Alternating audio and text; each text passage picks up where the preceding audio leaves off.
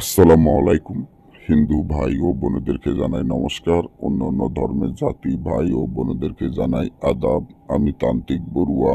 আজকে সুন্দরী নারী অস্থির বশীকরণ পরীক্ষিত তাবিজ। সুন্দরী নারী অস্থির বশীকরণ পরীক্ষিত তাবিজ, যে তাবিজটি আপনারা আমার স্ক্রিনে দেখতে পাচ্ছেন।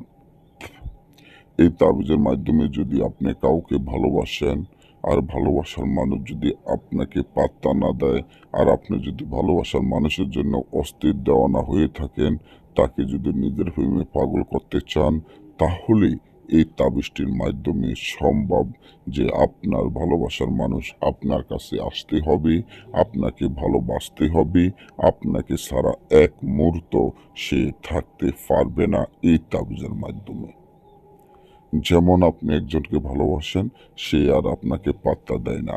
এখন আপনি চান ওই সুন্দরী নারীকে অস্থির বশীকরণ করার জন্য, কিন্তু কোনো রকম সম্ভব না, কারণ সে তো আর আপনাকে পাত্তা দেয় না।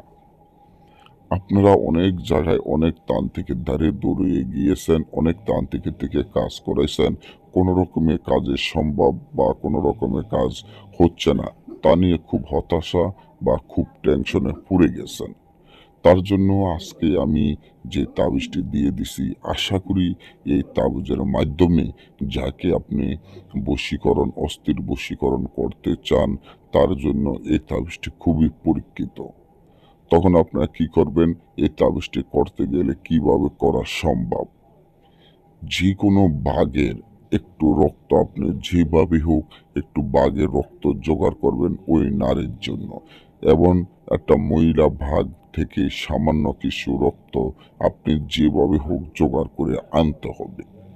এই তাবিজটি একটা সাদা কাগজে ওই রক্ত ধারায় সুন্দর করে লিখে ওই নারীর নাম, নারীর মায়ের নাম, আপনার পিতামাতার নাম তাবিজের নিচে সুন্দর করিয়া লিখিয়া, তারপর তাবিজটি জাগৃত মন্ত্র করে, তাবিজটি জাগৃত পানপিষ্ট করে পূজার সামনে রাখতে হবে।